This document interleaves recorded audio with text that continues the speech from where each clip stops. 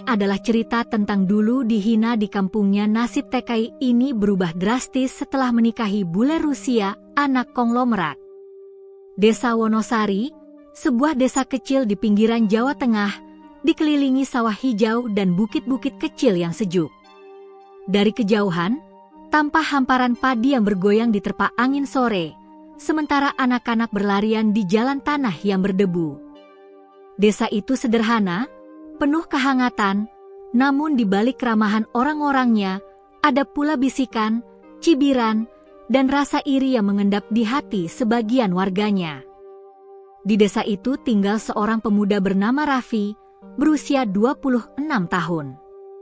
Tubuhnya kurus, kulitnya legam terbakar matahari, dan wajahnya sering terlihat murung. Ia tinggal di rumah bambu reot bersama ibunya yang sudah renta. Ayahnya meninggal ketika ia masih kecil, membuat Raffi harus bekerja sejak usia belasan. Tak banyak pilihan, ia hanya bisa menjadi buruh tani, kadang membantu tetangga menimba air atau mengangkut kayu ke pasar dengan upah seadanya. Beberapa tahun lalu, Raffi sempat merantau ke Timur Tengah menjadi TKI. Ia berangkat dengan harapan besar, ingin mengubah nasib, ingin membahagiakan ibunya, dan ingin kembali ke desa dengan kepala tegak. Namun nasib berkata lain. Ia diperlakukan buruk oleh majikan, gajinya sering dipotong, bahkan pernah disiksa karena dianggap lamban. Setelah 2 tahun, ia pulang dengan tangan kosong, tanpa tabungan, tanpa cerita manis. Sejak saat itu, hidupnya tak pernah lepas dari hinaan. Itu si Raffi pulang kampung cuma bawa badan. Katanya mau kaya raya, malah jadi beban ibunya, kata seorang ibu-ibu di warung, suaranya sengaja dikeraskan agar terdengar. Kasihan, dulu gagah pamit merantau. Kupikir bakal sukses, ternyata pulang jadi gembel juga, timpal yang lain, disambut tawa kecil. Setiap langkah Raffi di jalan desa seperti penuh batu. Anak-anak muda sebayanya sudah banyak yang sukses, ada yang jadi PNS, ada yang buka usaha kecil, bahkan ada yang bekerja di kota dengan gaji lumayan. Sementara Raffi masih saja terlihat memanggul cangkul, memakai baju lusuh, dan berjalan dengan sandal jepit yang sudah aus. Suatu sore, ketika ia membantu menimba air di sumur umum, sekelompok pemuda yang nongkrong di pos ronda melontarkan sindiran. "Raf, kapan lagi berangkat ke Arab? Katanya dulu mau jadi juragan kambing, kok sekarang malah jadi kuli sumur?" Cibir seorang pemuda bernama Bagas yang sejak dulu gemar meremehkan Raffi.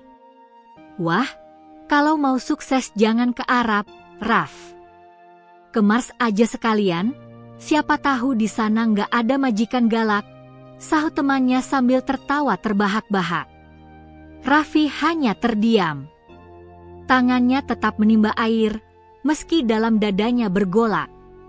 Ia sudah terbiasa dengan cemoohan itu, tetapi tetap saja hatinya perih. Malam hari, ketika ia berbaring di tikar bersama ibunya, ia sering menahan air mata. "Ibu, apa Raffi ini memang gak ditakdirkan sukses?" tanyanya lirih suatu malam. Sang ibu, wanita renta dengan rambut memutih dan tubuh bungkuk, menggenggam tangan anaknya dengan lembut. "Jangan berkata begitu, Nak. Hidup itu panjang, dan nasib bisa berubah kapan saja. Yang penting kamu jujur, rajin, dan sabar. Jangan hiraukan omongan orang. Allah itu maha melihat." Kata-kata ibunya menenangkan, tapi tidak menghapus luka di hati. Di mata orang kampung, Raffi sudah diberi cap pecundang. Lebih menyakitkan lagi, ada sebagian orang tua yang melarang anak perempuannya dekat dengan Raffi.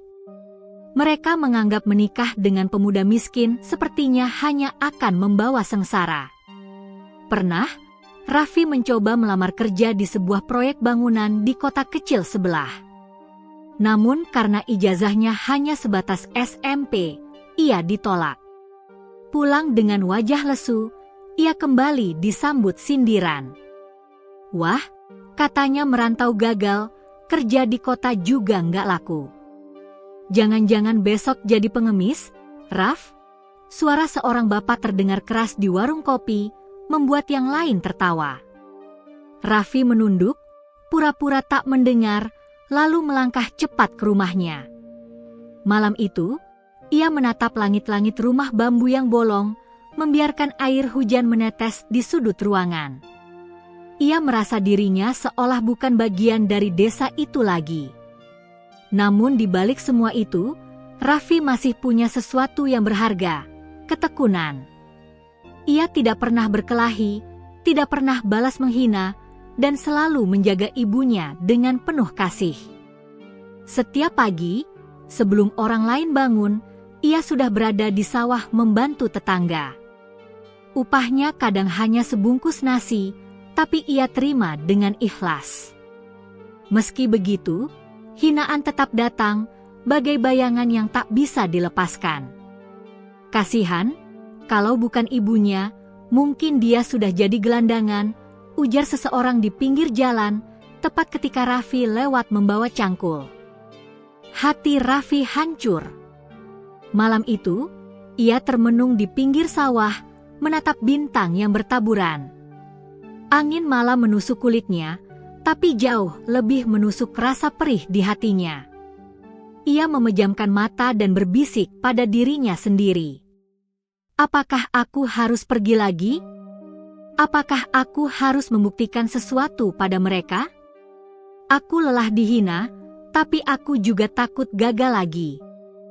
Air mata mengalir tanpa ia sadari. Namun dalam hatinya, mulai tumbuh tekad kecil. Ia tahu, jika tetap tinggal di desa, ia akan terus dipandang rendah. Jalan satu-satunya adalah merantau lagi, mencoba sekali lagi meski penuh risiko. Disinilah perjalanan Raffi menuju perubahan besar dimulai. Ia tidak tahu akan kemana, ia tidak tahu akan bekerja apa, tetapi satu hal pasti, ia tidak ingin selamanya menjadi bahan hinaan di kampungnya sendiri.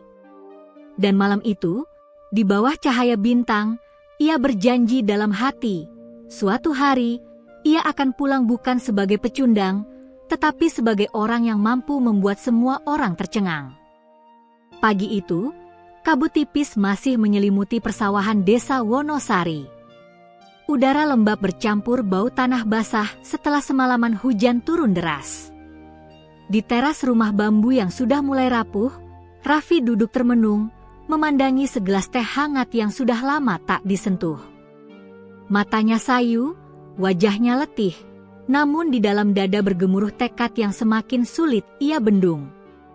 Semalaman ia tak bisa tidur. Kata-kata hinaan yang dilemparkan orang-orang kampung terus terngiang. Setiap ejekan seperti jarum yang menusuk-nusuk hatinya. Ia sadar, jika ia terus tinggal di kampung, hidupnya tak akan pernah berubah. Sawah yang ia garap bukan miliknya, upah buruh tani tak cukup untuk sekadar membeli beras sepekan, apalagi membahagiakan ibunya. Di tengah kegelisahan itu, Raffi mengingat obrolan singkat dengan seorang kawan lama bernama Randy. Beberapa bulan lalu, Randy yang dulu sama-sama miskin, pulang kampung dengan wajah berseri. Ia baru saja bekerja di Malaysia sebagai karyawan restoran. Meski bukan pekerjaan bergengsi, Randy bisa membawa oleh-oleh, membeli sepeda motor baru, bahkan membantu keluarganya merenovasi rumah. Kalau mau, Raf, aku bisa kenalin agen yang ngurus keberangkatan ke Malaysia. Biayanya memang agak mahal, tapi bisa dicicil. Gajinya lumayan, yang penting kamu tekun, kata Randy waktu itu. Kata-kata itu kini terngiang kembali. Raffi sadar, mungkin inilah jalannya. Ia tak ingin mengulangi kegagalan seperti di Timur Tengah, tapi ia juga tak mau selamanya jadi bahan cemooh. Dengan berat hati, ia memutuskan, ia harus pergi lagi. Sore harinya, Raffi memberanikan diri bicara pada ibunya. Di dalam rumah sederhana yang temaram, ia duduk bersila di hadapan wanita renta itu. Sang ibu tengah menenun tikar pandan untuk dijual di pasar. "Bu," suara Raffi terdengar berat. "Iya, Nak." "Ada apa?" Sang ibu menoleh, senyum tipis terlukis di wajahnya. Raffi menunduk, jantungnya berdegup kencang. "Raffi ingin merantau lagi, Bu. Kali ini ke Malaysia. Teman bilang ada pekerjaan di restoran. Mungkin nasib Raffi akan lebih baik di sana." Mata ibunya berkaca-kaca. Tangannya yang keriput berhenti menenun. Ia menatap Raffi lama sekali, seakan mencari keyakinan di wajah anak semata wayangnya itu. "Raffi," suara ibunya bergetar, "Ibu takut kamu terluka lagi, Nak. Dulu di Arab kamu pulang dengan luka, dengan air mata. Ibu tak ingin melihat itu lagi." Raffi menggenggam tangan ibunya erat. "Bu, percayalah, kali ini Raffi akan lebih hati-hati. Malaysia tak sejauh itu, bahasanya pun mirip. Raffi tak ingin terus jadi bahan hinaan di kampung ini. Raffi ingin ibu bisa hidup tenang, tak lagi mendengar cemooh orang." Air mata menetes di pipi wanita tua itu. Ada rasa takut, tapi juga harapan. Akhirnya, ia mengangguk pelan. "Kalau itu yang terbaik, pergilah, Nak. Tapi janji, jangan pernah lupakan ibumu di sini. Doa ibu selalu menyertaimu." Raffi memeluk ibunya erat, berjanji dalam hati tak akan mengulang kegagalan.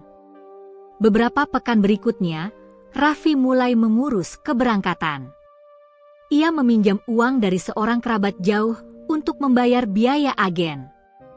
Meski harus berhutang, ia yakin bisa melunasinya jika sudah bekerja. Setiap hari ia mengisi waktu dengan belajar sedikit bahasa Inggris lewat buku bekas yang dibelinya di pasar. Ia juga sering mendengarkan percakapan bahasa Melayu dari radio butut milik tetangganya. Tetangga-tetangga yang mendengar kabar keberangkatannya bereaksi beragam. Ada yang sinis, ada pula yang pura-pura mendukung. "Wah, si Raffi mau ke Malaysia? Jangan sampai pulang gagal lagi, ya," sindir seorang bapak di pos ronda. "Semoga kali ini nggak cuma bawa badan kosong," tambah yang lain sambil tertawa. Raffi menahan diri, tak membalas sepatah kata pun. Ia hanya menunduk dan melangkah cepat. Dalam hati, ia bersumpah, "Akan kubuktikan pada kalian semua." Hari keberangkatan pun tiba. Pagi itu, terminal bus ramai oleh calon pekerja migran yang hendak berangkat ke Jakarta sebelum diterbangkan ke luar negeri. Raffi hanya membawa satu tas lusuh berisi beberapa helai pakaian, Al-Quran kecil pemberian ayahnya dulu, dan foto ibunya yang diselipkan di saku baju. Sang ibu mengantarnya sampai ke terminal. Tangannya terus menggenggam tangan Raffi, seakan enggan melepas. "Hati-hati di sana, Nak. Jangan mudah percaya orang. Jaga diri baik-baik," ucap ibunya sambil menahan tangis. Raffi mencium tangan ibunya dengan hikmat. "Doakan Raffi, Bu. Insya Allah, kali ini kita akan menang." Ketika bus mulai melaju, ibunya melambaikan tangan dengan mata berkaca-kaca. Raffi menatap wajah itu hingga hilang di kejauhan. Dadanya sesak, tapi tekadnya bulat. Ia tahu, di depan sana menunggu jalan panjang penuh tantangan. Perjalanan menuju Jakarta terasa sangat panjang. Di dalam bus, Raffi duduk di dekat jendela, menatap sawah dan bukit yang perlahan berganti gedung-gedung kota. Ia teringat ejekan-ejekan orang kampung, teringat wajah ibunya yang penuh harap, dan teringat janji yang ia buat di bawah langit berbintang malam itu. "Ini kesempatan terakhir," bisiknya dalam hati. "Aku tak boleh gagal lagi." Sesampainya di Jakarta, ia bergabung dengan rombongan calon pekerja migran lain yang dikumpulkan agen. Malam itu, di sebuah penginapan sederhana, Raffi berdoa panjang sekali. Ia memohon agar langkah barunya ini benar-benar membuka pintu rezeki. Dan esok harinya, ia menapaki bandara untuk pertama kalinya setelah bertahun-tahun. Dengan paspor di tangan, ia melangkah menuju pesawat yang akan membawanya ke Malaysia. Jantungnya berdegup kencang, setengah takut, setengah bersemangat.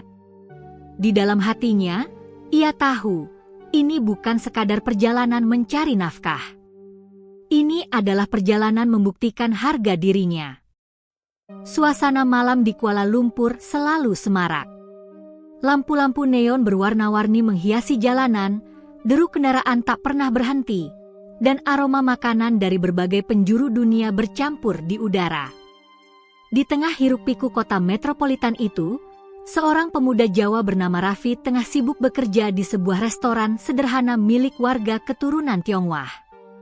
Restoran itu bukan restoran mewah, hanya tempat makan menengah yang ramai oleh pekerja kantoran, mahasiswa, dan wisatawan asing yang ingin mencoba masakan lokal. Dindingnya dipenuhi poster menu bergambar ayam penyet, nasi lemak, dan mie goreng. Bau bawang putih dan kecap pekat memenuhi udara. Lantainya kadang licin oleh minyak, dan suara panci beradu nyaring di dapur. Raffi bekerja sebagai pencuci piring sekaligus pelayan cadangan. Pagi hingga sore ia sibuk membawa piring kotor, menggosoknya hingga mengkilap, lalu malam harinya ia kadang membantu mengantar pesanan jika restoran penuh. Gajinya tidak besar, tapi cukup untuk membayar cicilan utang keberangkatannya dan mengirim sedikit uang untuk ibunya di kampung. Hari-harinya berat. Tangannya penuh luka kecil akibat air sabun dan pisau yang kadang melukai. Punggungnya sering pegal karena berdiri terlalu lama. Tapi berbeda dengan pengalaman pahitnya dulu di Timur Tengah, di restoran ini ia merasa lebih manusiawi. Pemiliknya, meski keras, tidak pernah memukul atau merampas gajinya. Yang membuat Raffi bertahan bukan hanya upah, tapi juga mimpi. Setiap malam, selepas kerja, ia duduk di sudut kamar kosnya yang sempit, membuka buku catatan lusuh, dan belajar bahasa Inggris. Ia menyalin kata-kata sederhana dari papan reklame, menonton video gratis di ponsel tuanya, bahkan kadang mengulang percakapan dengan dirinya sendiri di depan kaca. Excuse me, how much is this? Angyu. My name is Raffi, ucapnya lirih, berlatih pelafalan meski lidahnya masih kaku. Ia tahu, kemampuan bahasa bisa membuka peluang lebih baik. Suatu malam, restoran tempat Raffi bekerja tampak lebih ramai dari biasanya. Sebuah bus pariwisata baru saja menurunkan sekelompok turis asing.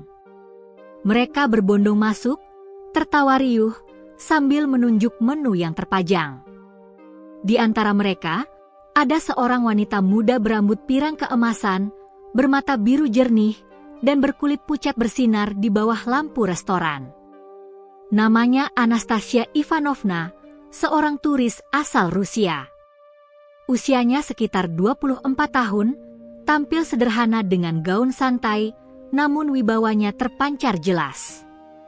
Ia tidak seperti turis kebanyakan yang sibuk berfoto. Ia justru tampak tenang, memperhatikan sekitar dengan tatapan hangat. Saat duduk, ia membuka buku catatan kecil dan menulis sesuatu. Raffi yang kebetulan sedang membersihkan meja di dekatnya, melirik sekilas. Ada aura berbeda dari gadis itu, anggun, tapi tidak sombong. Tak lama, Anastasia melambaikan tangan, memanggil pelayan. Namun karena semua pelayan sibuk, Raffi yang masih membawa kain lap akhirnya mendekat. Yes, miss? Can I help you? Ucap Raffi dengan logat yang masih kaku. Anastasia tersenyum ramah. Oh, you speak English? That's good. Can I order nasi lemak, please? Raffi agak gugup. Jantungnya berdegup cepat. Baru kali ini ia berinteraksi langsung dengan turis asing. Yes, nasi lemak, one, okay. Anything, drink? Tanyanya terbata-bata. Just mineral water, thank you, jawab Anastasia. Raffi mengangguk cepat. Oke, wait, please wait.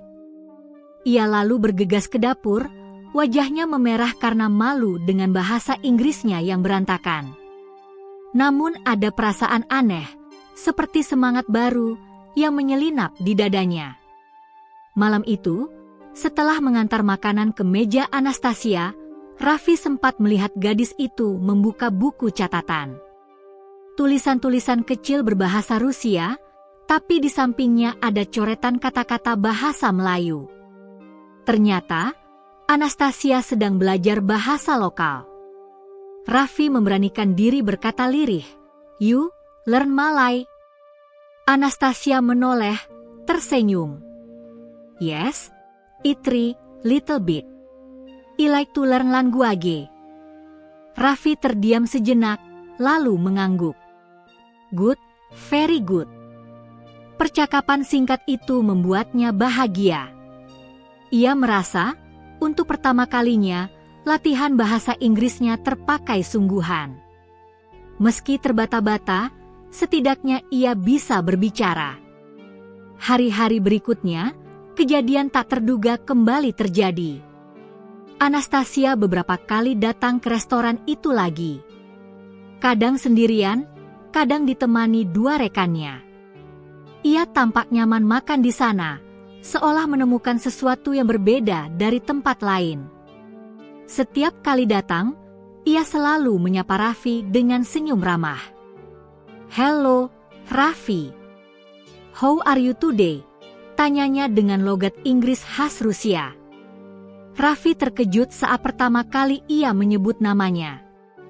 Rupanya, ia membaca name tag kecil di seragam Raffi.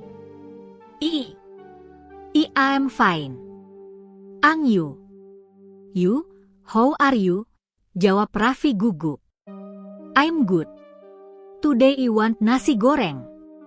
Spicy, please, katanya sambil tertawa kecil. Perlahan, percakapan mereka semakin banyak. Dari sekadar tanya kabar, berkembang menjadi obrolan ringan tentang makanan, tentang Malaysia, bahkan tentang kampung halaman Raffi di Jawa. Anastasia tampak tertarik mendengar cerita hidup sederhana Raffi. Baginya, ada kejujuran dan ketulusan yang jarang ia temui di kalangan orang-orang kaya yang biasa mengelilinginya. Bagi Raffi, setiap percakapan dengan Anastasia adalah momen berharga. Ia merasa dihargai, didengarkan, dan dilihat bukan sebagai TKI miskin, melainkan sebagai manusia. Namun, di balik itu, Raffi juga merasa minder. Ia tahu, Anastasia bukan orang biasa. Dari cara berbicaranya, dari pakaian yang ia kenakan meski sederhana namun berkelas, Raffi bisa menebak ia berasal dari keluarga berada. Kadang ia bertanya dalam hati, kenapa gadis seanggun itu mau ngobrol dengan orang sepertiku? Keraguan itu terus menghantuinya, tapi setiap kali melihat senyum tulus Anastasia, hatinya merasa hangat. Tanpa Raffi sadari, benih kecil persahabatan, bahkan cinta, mulai tumbuh di antara mereka. Dan malam itu, ketika Anastasia berpamitan pulang, ia berkata sambil tersenyum, "See you again, Raffi. Thank you for being kind." Raffi hanya bisa berdiri terpaku, menatap punggungnya yang perlahan menjauh. Ia tidak tahu, pertemuan singkat ini kelak akan mengubah seluruh jalan hidupnya. Pagi itu, matahari muncul dari balik pepohonan jati dengan sinar keemasannya menembus sela-sela dedaunan. Embun masih menempel di rumput, dan burung-burung berkicau riang. Namun, bagi Junaedi, pagi ini bukanlah awal yang cerah. Ia terbangun dengan tubuh pegal, pundak nyeri akibat terlalu lama menggendong kayu semalam, dan pikirannya penuh beban. Di sudut gubuknya, Ratna, istrinya, sedang duduk di tikar lusuh, menenun tikar pandan untuk dijual. Senyum tipis tersungging di wajahnya, meski garis kelelahan jelas tergambar. Ayu, anak perempuan mereka yang baru berusia 6 tahun, masih tertidur pulas, memeluk guling kecil yang mulai sobek di bagian ujungnya. Junaedi menatap keduanya lama sekali. Hatinya bergetar, untuk mereka aku bertahan, meski dunia ini seakan menindasku.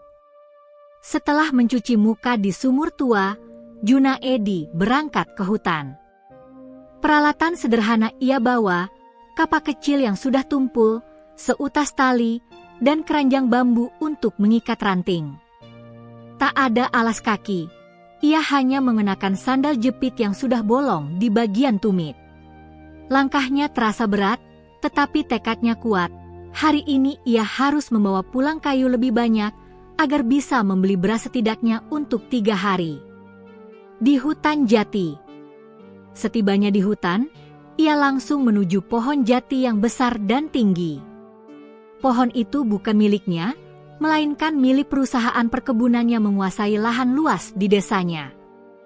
Penebangan di sana sebenarnya terlarang, tetapi banyak buruh kecil seperti Junaedi yang terpaksa melakukannya secara sembunyi-sembunyi demi bertahan hidup. Risiko tertangkap mandor sangat besar, tetapi lapar jauh lebih menakutkan. Dengan hati-hati, ia menebang ranting-ranting kering. Kapaknya berulang kali terpental, membuat tangannya melepuh. Keringat bercucuran membasahi wajah dan bajunya yang sudah penuh tambalan. Sesekali, ia menoleh ke kanan-kiri, memastikan tidak ada mandor yang mengintai. Tiba-tiba, terdengar suara langkah berat dari kejauhan. Junaedi menahan napas, bersembunyi di balik batang pohon. Ia melihat 2 orang mandor berseragam coklat, masing-masing membawa tongkat kayu. Dari raut wajah mereka, jelas sekali mereka tidak akan segan menggunakan kekerasan pada siapapun yang tertangkap mencuri kayu. Sudah sering aku bilang, jangan biarkan para buruh liar masuk ke wilayah ini, geram salah satu mandor. Iya, tapi kalau mereka nekat, kita beri pelajaran. Biar kapok, jawab yang lain sambil memukul batang pohon dengan tongkat, membuat suara berderak. Junaedi menggenggam kapaknya erat-erat, tubuhnya bergetar. Ia tahu, jika ketahuan, ia akan dipukuli, bahkan mungkin dibawa ke pos keamanan. Tapi ia juga sadar, kalau pulang dengan tangan kosong, keluarganya tak punya apapun untuk dimakan malam nanti. Hatinya dilema, tapi ia memilih melanjutkan pekerjaan begitu mandor itu menjauh. Pulang dengan luka. Siang menjelang sore, Junaedi berhasil mengikat setumpuk kayu. Dengan punggung yang hampir patah, ia memanggul beban itu menyusuri jalan setapak. Nafasnya tersengal, langkahnya terhuyung. Saat melewati kebun singkong milik orang kaya desa, ia bertemu Pak Wiryo, seorang pedagang yang sering membeli kayu darinya. Namun hari ini, Pak Wiryo memasang wajah masam. "Jun, kayumu ini jelek. Basah, terlalu kecil, dan tidak laku di pasar," katanya sambil menendang ikatan kayu itu. "Tapi, Pak, saya butuh uang. Anak istri saya lapar. Tolong, walau sedikit," suara Junaedi bergetar. Pak Wiryo menatap sinis. "Aku bukan orang dermawan, Jun. Kalau kau mau kayumu ku beli, harganya separuh dari biasanya. Kalau tidak mau, tinggalkan saja." Junaedi menelan ludah. Harga itu jelas tidak adil. Namun, apa daya? Dengan tangan gemetar, ia mengangguk. "Baik, Pak. Saya terima." Ia menyerahkan kayu itu, lalu menerima beberapa lembar uang lusuh, tak sebanding dengan keringat dan luka di tangannya. Di rumah malam itu, Saat ia pulang, matahari sudah tenggelam. Ratna menyambutnya dengan senyum, meski wajahnya terlihat cemas. "Bagaimana, Kang? Dapat berapa?" tanyanya pelan. Junaedi hanya terdiam, meletakkan uang di atas tikar. Ratna menghitungnya, lalu menghela napas. "Paling cukup untuk beras 2 kilo. Itu pun hanya untuk beberapa hari." Ayu yang duduk di sudut menatap ayahnya dengan polos. "Ayah, aku lapar. Malam ini kita makan apa?" Hati Junaedi remuk. Ia berjongkok, memeluk putrinya erat-erat. "Sabar ya, Nak. Malam ini kita masih bisa makan nasi. Ayah janji, suatu hari nanti kita tidak akan kelaparan lagi." Namun, jauh di dalam hatinya, Junaedi tahu janji itu sulit ditepati. Ia merasa seperti burung kecil dengan sayap patah yang berusaha terbang di langit yang luas. Luka di tangannya masih terasa perih, tetapi luka di hatinya jauh lebih dalam. Luka itu bukan hanya karena kemiskinan, melainkan juga karena harga diri yang diinjak-injak oleh ketidakadilan. Malam itu, setelah makan seadanya, Junaedi duduk di depan gubuk, menatap langit penuh bintang. Angin malam berhembus dingin, membuat tubuhnya menggigil. Ia menggenggam kapak tumpul di pangkuannya, matanya berkaca-kaca. "Ya Allah," bisiknya lirih, "sampai kapan aku harus begini? Sampai kapan keluarga kecilku harus hidup dalam penderitaan?" Air matanya menetes, jatuh ke tanah kering di bawah kakinya. Dan pada saat itu, ia merasakan sesuatu di dalam dirinya mulai berubah. Rasa sakit yang menumpuk hari demi hari, perlahan-lahan berubah menjadi tekad. Tekad untuk tidak selamanya menjadi buruh yang diinjak-injak. Hari-hari berikutnya berjalan dengan berat. Setiap pagi, Junaedi bangun lebih awal, pergi ke hutan sebelum matahari terbit, lalu pulang setelah matahari tenggelam. Punggungnya semakin bungkuk, tangan semakin penuh luka, dan tubuhnya kurus tak terurus. Namun, semakin keras ia bekerja, semakin sedikit hasil yang ia bawa pulang.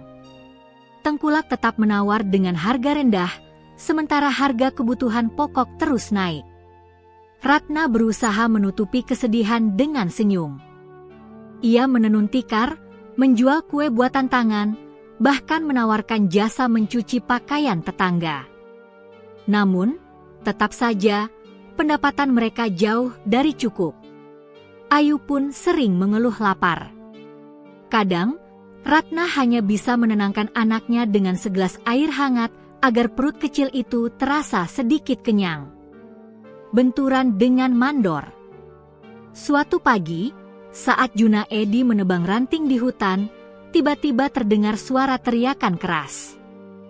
"Hei, siapa di sana?" Dua orang mandor muncul dari balik semak, wajah mereka garang. Mereka langsung menghampiri Junaedi yang sedang memanggul kayu. "Kau lagi, Jun?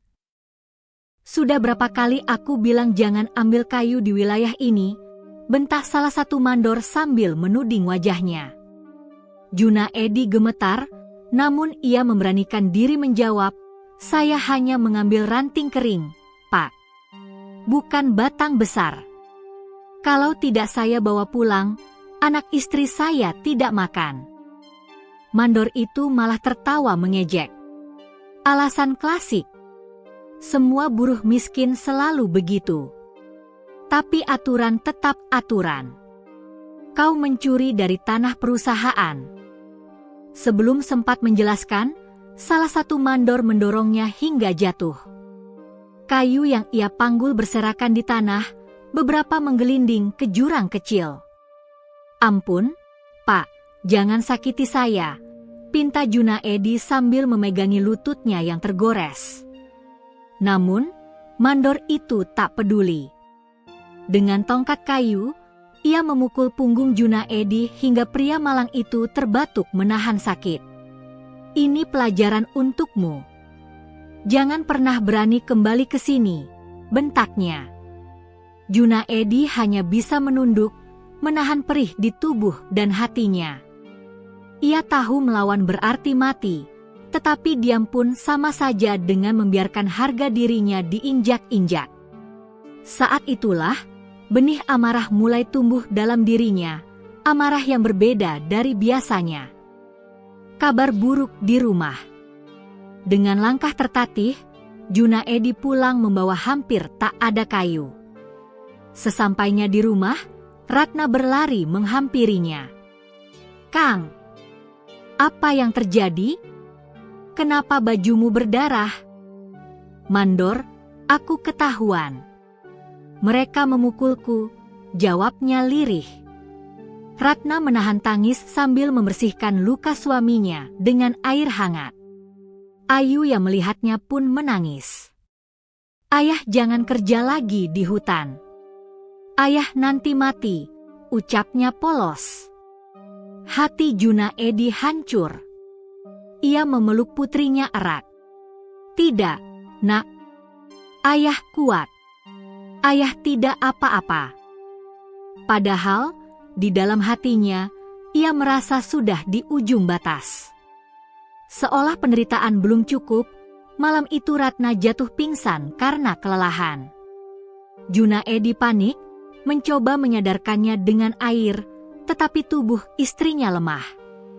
Ia tahu Ratna butuh makanan bergizi dan obat, tapi uang mereka bahkan tidak cukup untuk membeli obat warung. "Ya Allah," suara Junaedi bergetar, "jika Engkau masih sayang padaku, tolonglah keluargaku. Jangan ambil Ratna dariku." Air mata jatuh lagi. Ia merasa semakin kalah oleh hidup. Pertemuan tak terduga. Keesokan harinya, dengan tubuh masih sakit, Junaedi kembali ke hutan. Ia tahu berbahaya, tetapi tidak ada pilihan. Saat ia sedang duduk di bawah pohon jati, menahan sakit di punggungnya, terdengar suara serak memanggil.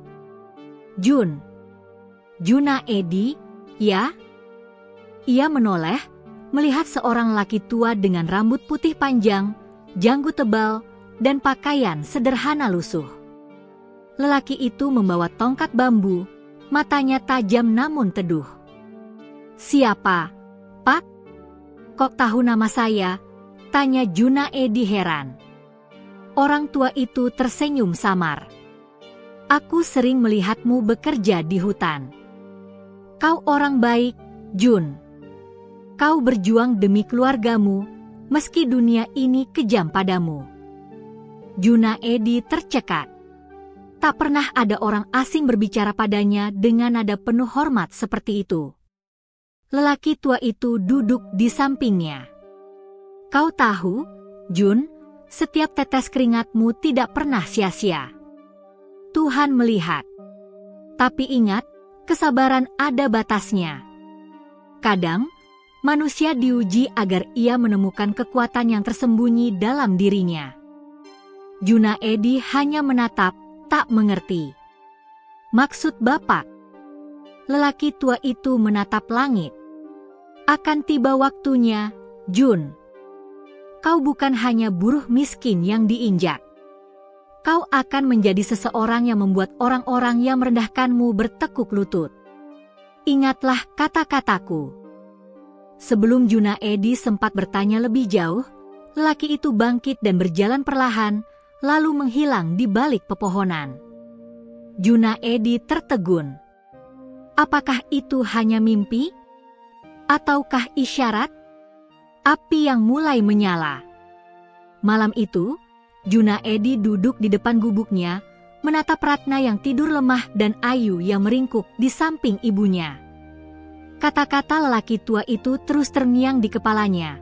Kesabaran ada batasnya. Kau akan menjadi seseorang yang membuat mereka bertekuk lutut. Untuk pertama kalinya, Junaedi tidak hanya merasa lelah, tetapi juga marah. Marah pada mandor yang semena-mena. marah pada tengkulak yang mempermainkan harga, marah pada ketidakadilan yang membuat keluarganya sengsara. Dalam hatinya muncul tekad baru. Cukup sudah. Aku tidak bisa terus begini. Kalau dunia ini menindasku, aku harus bangkit. Demi Ratna, demi Ayu, aku akan melawan, meski dengan caraku sendiri. Dan malam itu, bintang di langit tampak lebih terang dari biasanya, seolah memberi tanda bahwa perjalanan hidup Junaedi akan segera berubah. Malam itu, setelah tekadnya mengeras, Junaedi tidak bisa tidur. Suara jangkrik di luar gubuk terdengar begitu nyaring, menyatu dengan desah napas Ratna yang masih lemah. Ia duduk termenung, memandangi wajah putrinya yang meringkuk di samping ibunya. Ayu tampak pucat, tubuhnya kurus kering, rambutnya kusut. "Maafkan ayah, nak," bisiknya lirih sambil mengusap pipi putrinya. "Ayah belum bisa memberikan yang terbaik. Tapi ayah janji, keadaan ini tidak akan selamanya." Di dalam hatinya, ada sesuatu yang berbeda. Seperti bara api kecil yang selama ini padam, kini mulai menyala lagi. Ia ingat ucapan laki tua misterius di hutan, "Kesabaran ada batasnya, Jun. Kau akan membuat mereka bertekuk lutut." Kalimat itu seakan menjadi mantra. Langkah baru. Keesokan harinya, meski tubuh masih terasa sakit karena dipukul mandor, Junaedi bangkit lebih awal. Ratna sempat menahannya. "Kang, jangan ke hutan dulu. Luka di punggungmu belum kering." Namun Junaedi hanya tersenyum samar. "Aku tidak akan menyerah, Neng. Kalau aku diam saja, kita semua bisa mati kelaparan." Ia lalu mengambil kapak tuanya, memasukkannya ke dalam karung. Tapi kali ini, ia tidak menuju hutan yang dikuasai perusahaan. Ia berjalan lebih jauh, menembus bukit, hingga sampai di sebuah lembah yang jarang dikunjungi orang. Di sana, ia menemukan pohon-pohon tua menjulang tinggi, beberapa tumbang karena badai. Ranting-ranting kering berserakan. Dengan cepat, ia memotong-motong kayu itu dan mengikatnya menjadi ikatan besar. Ketika ia hendak pulang, langkahnya terhenti. Di bawah salah satu pohon, ia melihat seekor elang putih besar terjerat tali tua, sayapnya terluka. Burung itu mengibas-ngibas panik, matanya tajam namun lemah. Pertemuan dengan elang putih. Junaedi mendekat pelan, hati-hati. Burung itu mengeluarkan suara parau, seolah menolak didekati. Namun, tatapan mata mereka bertemu. Entah mengapa, Junaedi merasa burung itu memanggilnya. "Tenang, aku tidak akan menyakitimu," bisik Junaedi. Dengan sabar, ia melepas jeratan tali yang melukai sayap burung itu. Meski tangannya tercakar berkali-kali, ia tidak mundur. Setelah terlepas, burung itu tidak terbang, melainkan dia menatap Junaedi. Mata elang putih itu berkilau aneh, seakan ada cahaya tersembunyi di dalamnya. "Aneh, kenapa aku merasa kau mengerti aku?" gumam Junaedi. Burung itu mengepak pelan, lalu mengeluarkan suara panjang seperti bisikan, "Jun, Jun." Junaedi terkejut. Ia yakin itu bukan suara biasa. Ia merinding, namun tidak takut. Apakah ini jawaban dari Tuhan? Elang itu kemudian terbang rendah, melingkari kepala Junaedi 3 kali, lalu melesat tinggi ke langit. Dalam sekejap, burung itu hilang di balik awan. Namun, di tanah tempat burung itu tadi terjerat, Junaedi menemukan sebuah kalung besi tua berukir simbol asing. Ia mengangkatnya, menatap heran. "Kalung apa ini? Kenapa bisa ada di sini?" Hatinya bergetar. Ia merasa benda itu bukan sekadar kalung biasa. Cibiran yang tak berhenti. Setibanya di kampung, ia membawa kayu lebih banyak dari biasanya. Namun, bukannya mendapat pujian, ia justru kembali disindir. Wah, buruh miskin bawa kayu banyak. Jangan-jangan nyolong lagi dari hutan perusahaan, teriak seorang tetangga. Jun, kerja kerasmu itu nggak akan bikin hidupmu berubah. Kau tetap saja jadi sampah kampung, ejek yang lain. Junaedi hanya terdiam. Tapi kali ini, hatinya tidak selemah dulu. Ia genggam kalung besi tua di saku bajunya, seolah mendapat kekuatan. Ratna yang melihat suaminya pulang dengan kayu banyak mencoba tersenyum. Kang, syukurlah, mungkin ini awal yang baik. Junaedi hanya mengangguk. Dalam hatinya, ia yakin sesuatu sedang berubah. Tanda-tanda aneh. Malam itu, saat mereka menyalakan tungku, Ratna terkejut. Kang, lihat, api ini berbeda. Kayu yang kau bawa tadi menyala lebih lama dan lebih terang dari biasanya. Benar saja. Biasanya, kayu bakar habis dalam 1 jam. Tapi kali ini, api menyala hingga berjam-jam, tidak padam, dan panasnya stabil. Asapnya pun tidak hitam, melainkan putih bersih. Ayu menepuk tangan gembira. Ibu, lihat. Api seperti cahaya bintang. Junaedi merinding. Ia yakin ini ada hubungannya dengan elang putih dan kalung besi misterius itu. Malam itu, ia menggantung kalung tersebut di dinding gubuk. Entah kenapa, gubuk yang biasanya dingin terasa lebih hangat dan nyaman. Ratna tidur lebih nyenyak, Ayu pun tidak terbangun karena kedinginan. Junaedi menatap kalung itu dengan sorot mata penuh harapan. Apakah ini pertanda bahwa hidupku akan benar-benar berubah? Tekad baru. Beberapa hari kemudian, hasil penjualannya mulai meningkat. Kayu yang ia bawa dari lembah ternyata laku keras di pasar karena kualitasnya lebih baik. Beberapa orang bahkan bertanya-tanya dari mana ia mendapatkannya. Namun, bersamaan dengan itu, masalah baru datang. Para tengkulak curiga dan mulai mengawasi Junaedi. Mandor perusahaan pun mendengar kabar tentang buruh miskin yang tiba-tiba membawa kayu lebih banyak. Junaedi tahu hidupnya belum aman. Tapi berbeda dari sebelumnya, kini ia tidak takut lagi. Ia punya Ratna, Ayu, dan sebuah kekuatan misterius yang belum ia pahami sepenuhnya. Dalam hati, ia berjanji. Aku tidak akan lagi menjadi budak penderitaan. Jika memang ada jalan yang Tuhan bukakan, aku akan berjalan di atasnya. Dan mereka yang dulu menghina, akan melihat siapa Junaedi sebenarnya. Di luar gubuknya, terdengar suara elang melengking panjang dari kejauhan, seolah mengamini tekadnya. Beberapa minggu berlalu sejak Junaedi menemukan elang putih dan kalung besi tua itu. Hidupnya perlahan berubah. Kayu yang ia bawa dari lembah tidak hanya lebih banyak, tetapi juga berkualitas tinggi.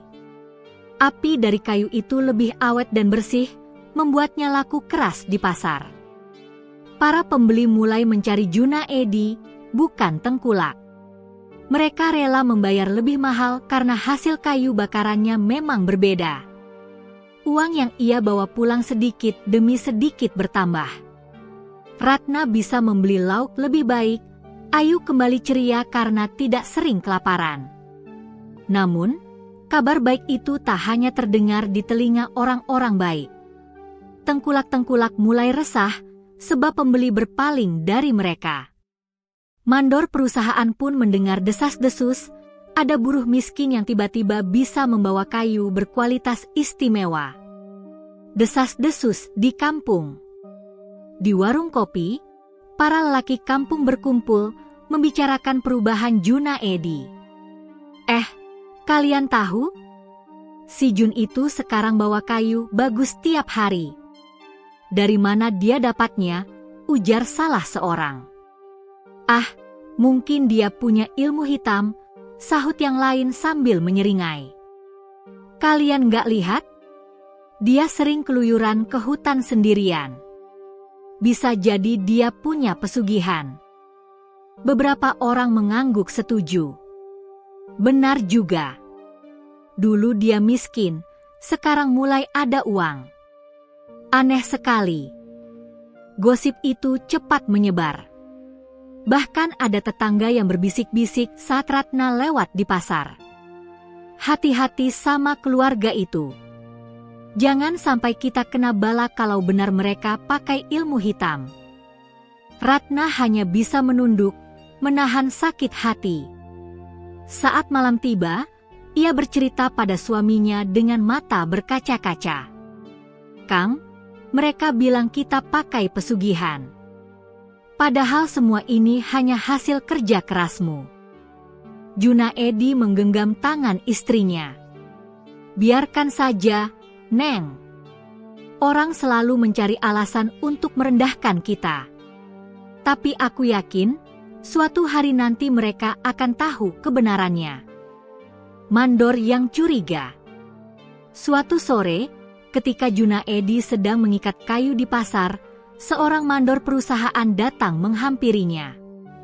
Tubuhnya tegap, wajahnya keras, dan tatapannya menusuk. Kau Junaedi, ya? Suaranya berat. Junaedi mengangguk, berusaha tenang. Iya, Pak. Ada apa? Mandor itu melirik ikatan kayu. Aku dengar kau sering bawa kayu yang tidak biasa. Dari mana kau dapatnya? Jangan-jangan kau mencuri lagi dari hutan perusahaan. Junaedi menelan ludah. Ia tahu jika mengatakan yang sebenarnya, rahasianya bisa terbongkar. Tapi jika berbohong, ia bisa ketahuan juga. Saya hanya mengambil kayu tumbang di hutan jauh, Pak. Bukan dari tanah perusahaan, jawabnya hati-hati. Mandor itu mendengus sinis. Jangan coba-coba berbohong. Kalau aku tahu kau main belakang, jangan harap kau dan keluargamu bisa tenang di kampung ini. Ucapan itu seperti ancaman. Junaedi hanya menunduk, tak berani melawan. Rahasia yang hampir terbongkar. Malam itu, saat ia pulang ke gubuk, Junaedi mendapati sesuatu yang aneh. Kalung besi tua yang ia gantung di dinding berkilau samar, seperti mengeluarkan cahaya putih redup. Ratna yang melihatnya terkejut. Kang, kalung itu, kenapa bisa menyala? Junaedi pun bercerita apa yang sebenarnya terjadi di lembah. Pertemuannya dengan elang putih, tali jerat, dan bagaimana kalung itu ditemukan. Ratna mendengarkan dengan mata terbelalak. Kalau begitu, kalung ini bukan benda biasa, gumam Ratna. Mungkin inilah yang membuat hidup kita mulai berubah. Ayu yang mendengar ikut bersuara polos, Ayah, jangan kasih tahu orang lainnya. Nanti mereka rebut. Junaedi mengangguk. Benar. Rahasia ini hanya milik kita. Kalau orang lain tahu, mereka akan menganggap kita gila atau justru mereka akan merampasnya. Malam penuh ancaman. Namun, malam itu juga, gubuk mereka digedor keras dari luar. Jun, keluar kau, terdengar suara keras. Junaedi buru-buru keluar, melihat beberapa lelaki kampung berdiri sambil membawa obor. Wajah mereka penuh amarah. Kami tahu kau menyembunyikan sesuatu. Dari mana kau dapat kayu yang menyala aneh itu? Bentak salah satu. Jangan-jangan benar kata orang, kau pakai pesugihan. Kau bersekutu dengan makhluk halus, tambah yang lain. Junaedi gemetar, tapi mencoba tegar. Kalian salah paham. Aku hanya kerja keras. Omong kosong, salah seorang mendorongnya hingga hampir jatuh. Kalau kau tidak mau jujur, kami akan memeriksa rumahmu. Ratna berteriak dari dalam, jangan. Kalian tidak punya hak. Tapi para lelaki itu tak peduli. Mereka mencoba menerobos masuk. Junaedi segera menghadang dengan tubuhnya.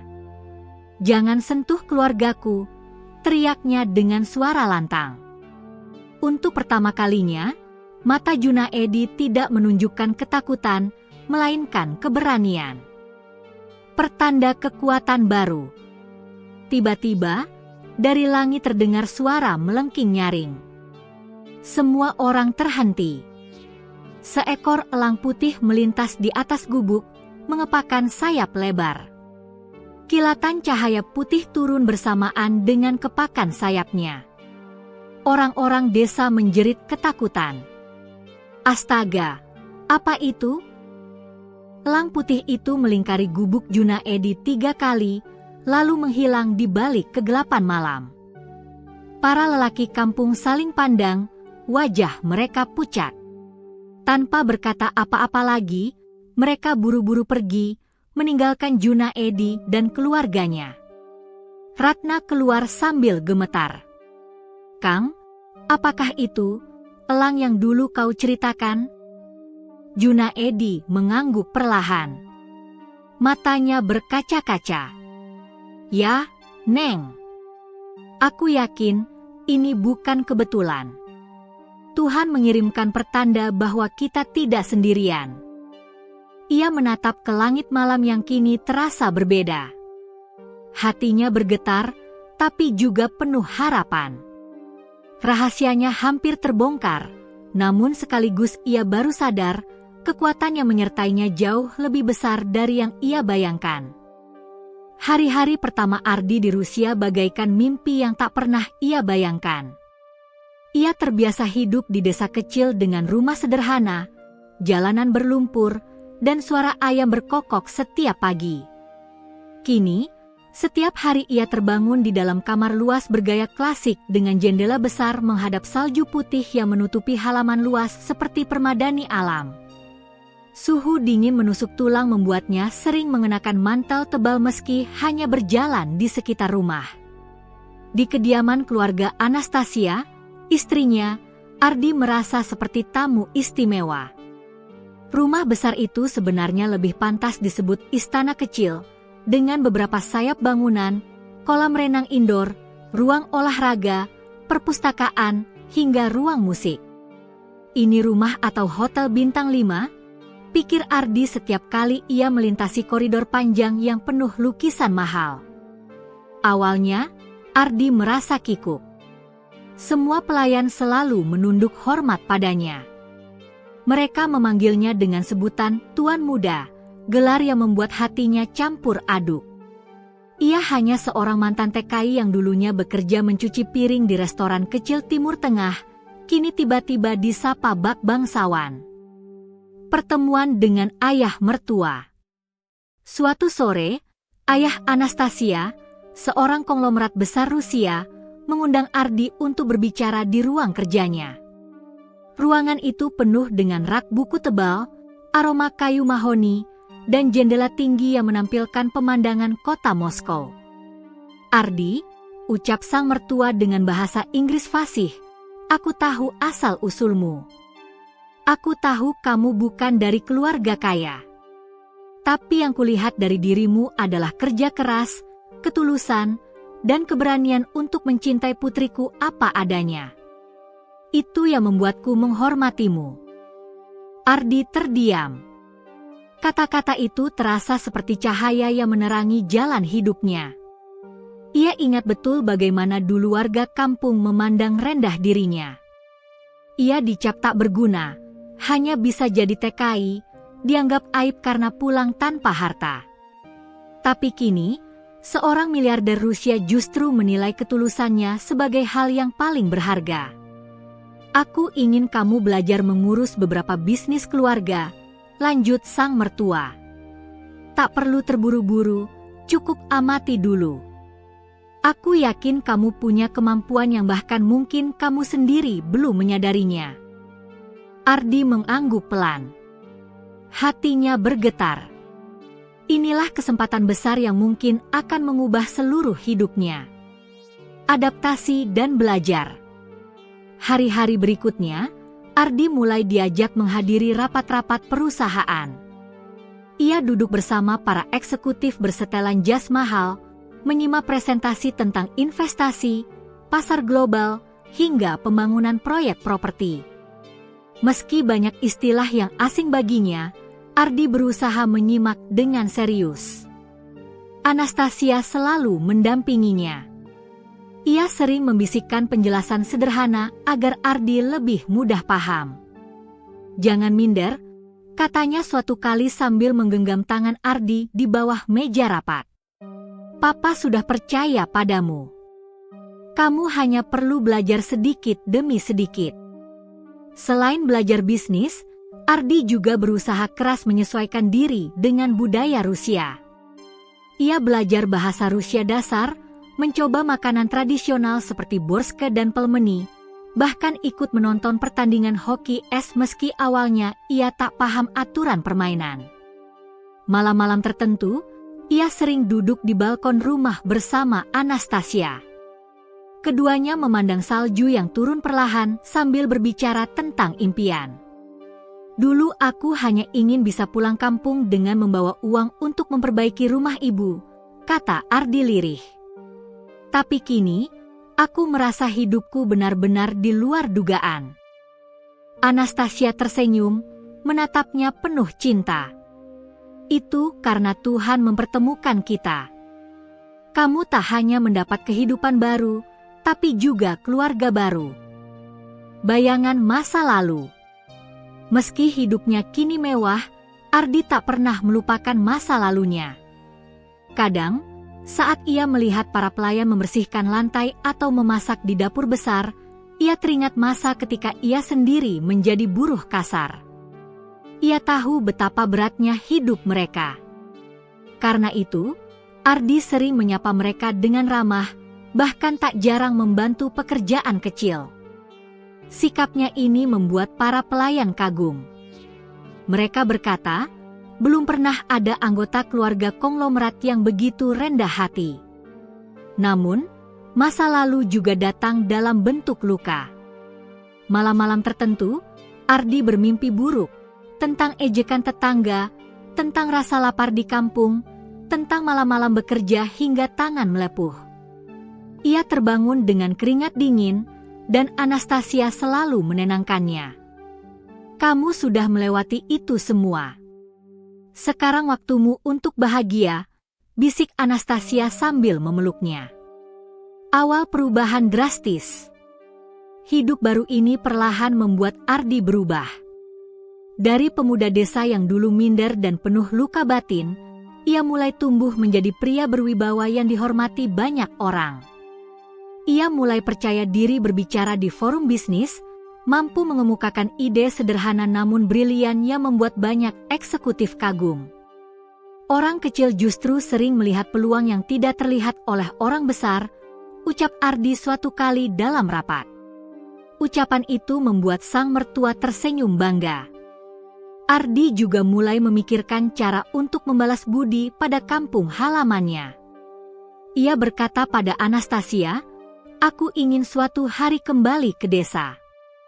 Aku ingin membangun sekolah, memberi lapangan kerja, agar anak-anak desa tak perlu lagi merantau sepertiku."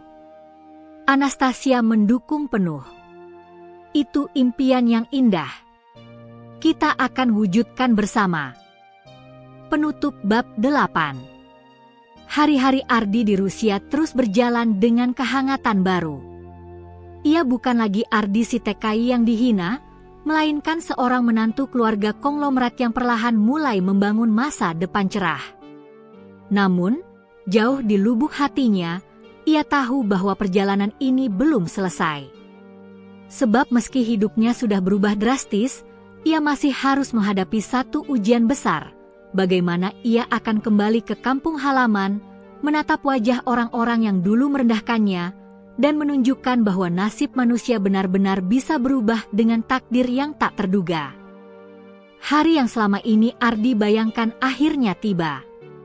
Setelah berbulan-bulan hidup di Rusia, belajar bisnis, dan menjadi bagian dari keluarga konglomerat, ia memutuskan kembali ke kampung halamannya di Indonesia. Tujuannya sederhana tapi penuh makna, menengok ibunya yang sudah lama ia rindukan, sekaligus membuktikan pada orang-orang yang dulu menghina bahwa nasib manusia bisa berputar drastis. Perjalanan pulang. Pesawat jet pribadi milik keluarga Anastasia mendarat mulus di Bandara Internasional. Ardi turun dengan setelan jas sederhana namun elegan.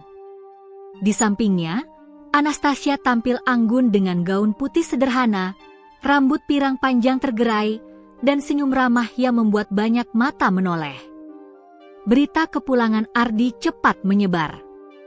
Warga desa geger mendengar kabar, Ardi pulang. Dia bawa istri bule Rusia. Suara itu berbisik dari mulut ke mulut, bercampur rasa penasaran, kagum, sekaligus tidak percaya. Pertemuan dengan ibu. Sesampainya di rumah, Ardi langsung berlari kecil ke pelukan ibunya. Perempuan tua yang dulu setiap hari menunggu kabar anaknya itu menitikkan air mata. "Nak, akhirnya kamu pulang juga," ucap ibunya dengan suara bergetar. Ardi memeluk erat ibunya, tangisnya pecah. Semua luka, rasa hina, dan penderitaan yang ia alami selama ini seakan sirna ketika merasakan hangatnya pelukan itu. Anastasia ikut mendekat, menunduk hormat, lalu mencium tangan sang ibu. "Mama, izinkan saya menjadi bagian dari keluarga ini," ucapnya dalam bahasa Indonesia yang kaku, namun penuh ketulusan. Sang ibu terharu, hatinya seketika luluh. "Kamu wanita baik, Nak. Semoga kamu selalu jaga anakku." Reaksi warga desa. Keesokan harinya, warga desa berbondong-bondong datang. Ada yang penasaran, ada yang iri, ada pula yang merasa malu karena dulu pernah merendahkan Ardi. Bukannya dulu dia cuma pulang kampung dengan tangan kosong? Sekarang malah bawa istri bule, bisik seorang tetangga. Dan bukan bule sembarangan. Katanya anak konglomerat Rusia, sahut yang lain dengan mata melotot. Ardi menyambut mereka semua dengan senyum tulus. Ia tidak menunjukkan kesombongan sedikit pun. Ia justru mengundang semua warga makan bersama di halaman rumahnya. Anastasia bahkan ikut memasak bersama ibu-ibu kampung, mencoba membuat sambal dan gorengan sederhana meski tangannya sempat kepedasan oleh cabai. Pemandangan itu membuat warga takjub. Mereka melihat sendiri bahwa istri Ardi bukan hanya cantik dan kaya, tapi juga rendah hati. Rasa malu mulai merayapi hati orang-orang yang dulu pernah menghina Ardi habis-habisan. Orang-orang yang pernah menghina. Beberapa orang yang dulu paling sering merendahkan Ardi akhirnya datang. Salah satunya Pak Sarman, tetangga yang dulu sering berkata, Ardi itu gagal. Cuma bisa pulang tanpa uang. Kini wajahnya pucat, ia menunduk malu di hadapan Ardi. "Ardi, maafkan saya," katanya terbata-bata. "Saya dulu salah menilai kamu. Ternyata Tuhan mengangkat derajatmu jauh di atas kami." Ardi tersenyum tenang. "Pak, saya tidak menyimpan dendam. Justru saya ingin semua orang di kampung ini bisa maju bersama. Saya ingin mendirikan usaha di desa, supaya anak-anak muda tidak perlu merantau jauh seperti saya dulu." Kata-kata itu membuat suasana hening. Banyak orang terharu mendengar ketulusan Ardi. Mereka menyadari, meski kini hidupnya bergelimang kemewahan, hati Ardi tetap bersih dan merendah. Rencana besar untuk desa. Beberapa hari tinggal di kampung, Ardi mengumpulkan para pemuda desa di balai pertemuan. Ia menyampaikan niatnya mendirikan pabrik kecil pengolahan hasil tani, sehingga para petani tidak lagi terjebak harga murah dari tengkulak. "Aku ingin kita mandiri," kata Ardi penuh semangat. "Aku akan bantu modal, tapi usaha ini milik kita bersama. Aku tak mau ada lagi cerita anak desa pulang dengan tangan hampa, apalagi dihina seperti yang pernah kualami." Pemuda-pemuda desa bersorak setuju. Mereka melihat harapan baru. Bahkan orang-orang yang dulu mencibir Ardi kini berubah menjadi pendukung setia. Anastasia dan kehidupan desa. Sementara itu, Anastasia perlahan beradaptasi dengan kehidupan kampung. Ia belajar memakai sarung, mencoba mandi di sungai, bahkan sesekali ikut ibu-ibu menjemur pakaian di halaman. Kehadirannya membawa warna baru.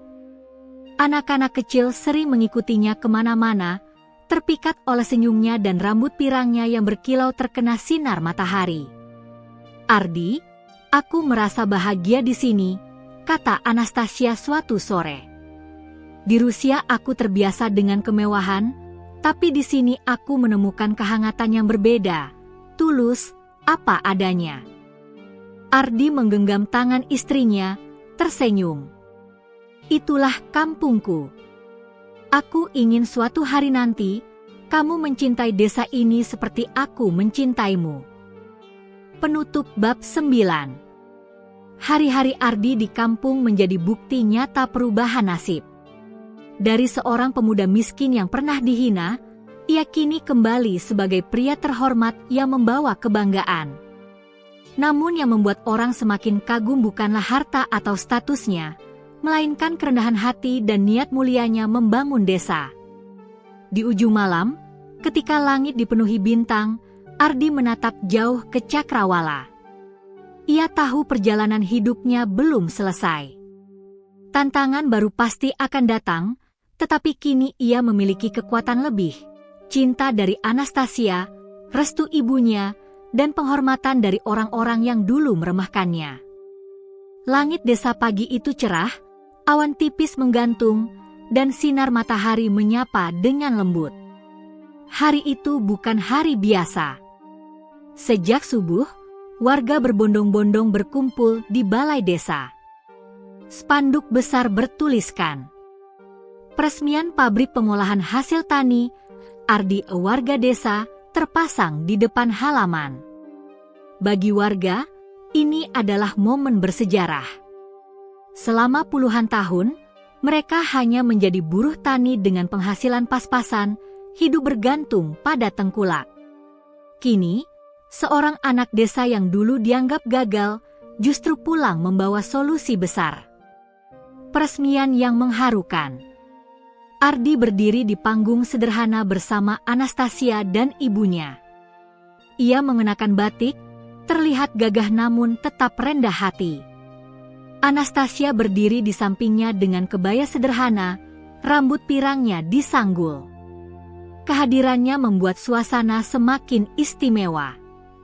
Kepala desa memulai acara dengan suara bergetar. "Hari ini kita menyaksikan sejarah. Ardi, anak desa kita yang dulu pernah diremehkan, kini kembali untuk mengangkat martabat kita semua. Mari kita sambut dengan bangga." Sorak-sorai menggema.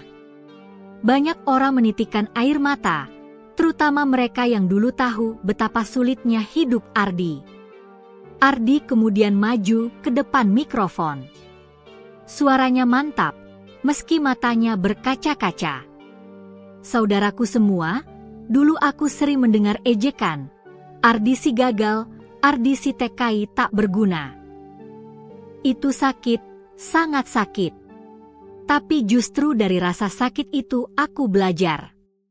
Aku belajar bahwa harga diri manusia tidak ditentukan oleh hinaan, melainkan oleh kerja keras, doa, dan keberanian untuk bangkit." Warga hening, menyimak setiap kata. Bahkan orang-orang yang dulu paling keras menghina kini menundukkan kepala, menyesal. Aku pulang bukan untuk membalas dendam, lanjut Ardi. Aku pulang untuk membuktikan bahwa kita semua bisa berubah. Mulai hari ini, pabrik ini bukan milikku sendiri. Ini milik kita bersama. Mari kita kelola dengan jujur, agar anak-anak kita kelak tidak perlu lagi meninggalkan desa demi mencari penghidupan. Tepuk tangan membahana. Anastasia menatap Ardi penuh kebanggaan. Pabrik pertama dan harapan baru.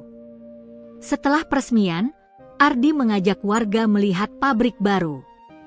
Meski tak sebesar pabrik modern di kota, bangunan itu kokoh dengan mesin-mesin sederhana untuk mengolah padi, jagung, dan singkong menjadi produk siap jual. Dengan ini, kita tak lagi menjual hasil tani mentah. Kita bisa menjual produk jadi dengan harga lebih tinggi, jelas Ardi pada para pemuda yang bersemangat mencatat. Ardi menegaskan, pabrik ini akan dikelola secara koperasi.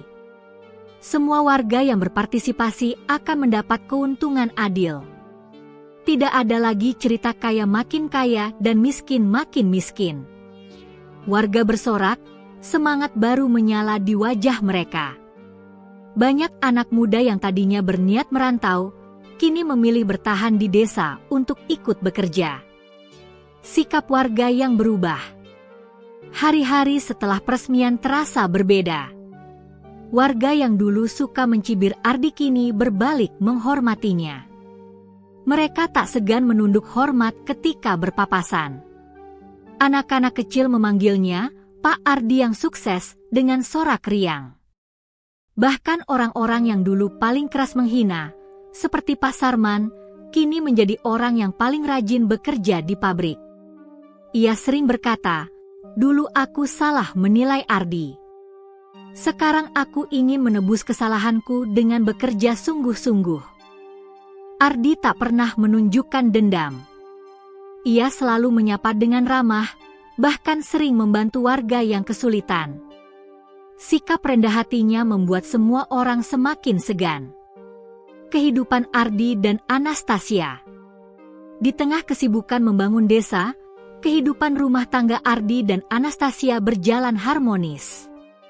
Mereka sering terlihat berdua di sawah, berjalan sambil menatap matahari terbenam.